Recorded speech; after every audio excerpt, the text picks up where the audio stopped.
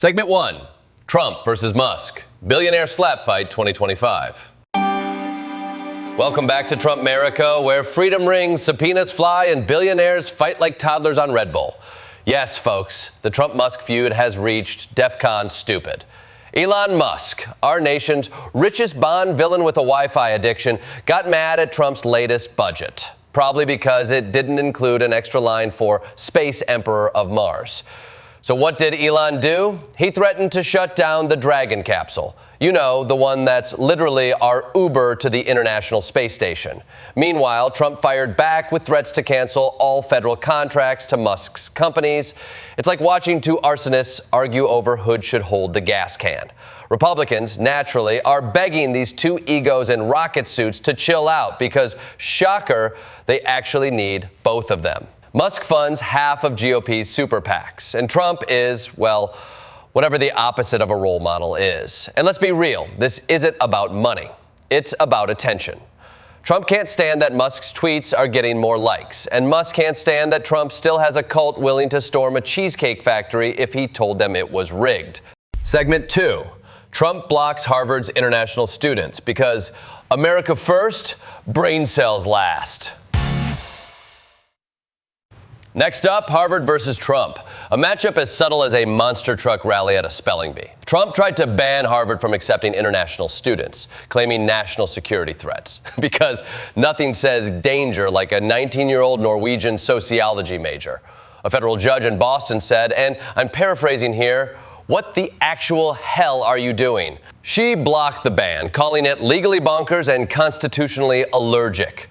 The Trump administration, of course, spun it as protecting American values. Sure, because nothing screams patriotism like handcuffing the world's smartest people from entering your top schools. It's like banning the chefs from entering your restaurant because you're worried they'll season the food too well. Even Marco Rubio, now Secretary of State and still the guy who once short-circuited during a debate like a busted Furby, had to reverse consular instructions and let visa processing resume.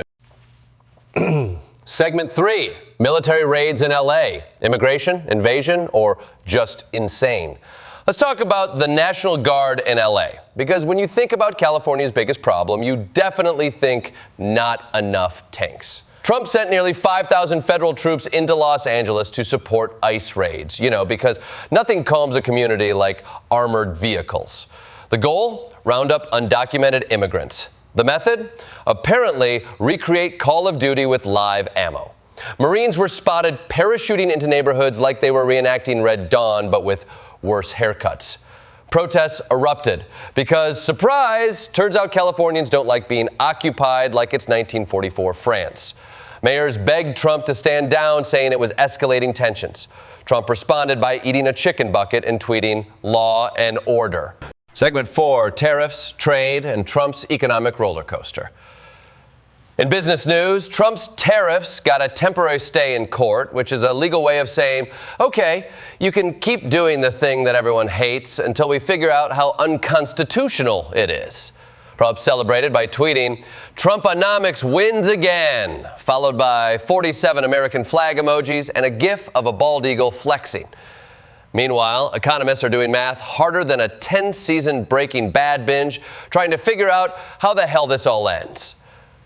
And yet Wall Street, it surged. Why? Because apparently investors are now into chaos. They've gone full Stockholm syndrome. If the economy were a relationship, they'd be texting you up to a flaming dumpster. Segment 5, NASA caught in the crossfire of Trump-Musk drama. Remember the whole Dragon capsule thing? Let's circle back. NASA is sweating harder than Rudy Giuliani in a sauna.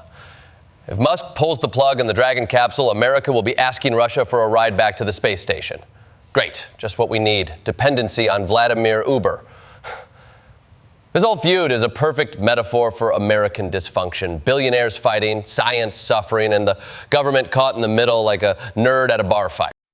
Segment 6. NBA Finals, ratings lower than Trump's reading level. Now, for sports, the NBA Finals are here. Thunder versus Pacers, two teams no one expected. And the ratings, lower than a Marjorie Taylor Greene IQ test. Game 2 had fewer viewers than a documentary about tax code reform. But Let's give credit. These teams are trying. Shai Gilgeous-Alexander and Tyrese Halliburton are balling out. Unfortunately, no one outside of Indiana or Oklahoma knows who they are. The games are good, but small market teams mean small market ratings. And for Adam Silver, that means small market profits. The NBA better hope for overtime every night or a mid-game Kanye West outburst just to boost engagement. Segment 7. Smoke gets in your eyes and lungs and soul. Finally, let's breathe in some weather news, if you can. Wildfire smoke from Canada once again blanketed a third of the U.S. Apparently, every summer now comes with a seasonal side of lung damage. From New York to Minnesota, it looked like a sepia Instagram filter puked on the skyline. Air quality alerts were sent out faster than Trump tweets during a Fox News segment. At this point, the U.S. needs a national emergency fund for Febreze. We can't keep acting like it's normal to check the weather app and see unhealthy for humans as a forecast. We've officially turned the environment into a gas station microwave burrito. Dangerous, overheated, and wrapped in plastic. And that's it for this week in Trump-Merica, where the rich feud in orbit, the poor can't breathe, and the government is just trying to remember which constitutional amendment they shredded this morning. Tune in next time if the internet's still on and Elon hasn't turned it into a paper tweet.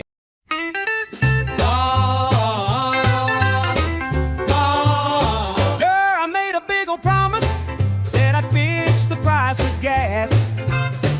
Told you eggs would be cheaper, but now you're crying at the checkout fast. Said I'd be the best, folks, believe me, it's true.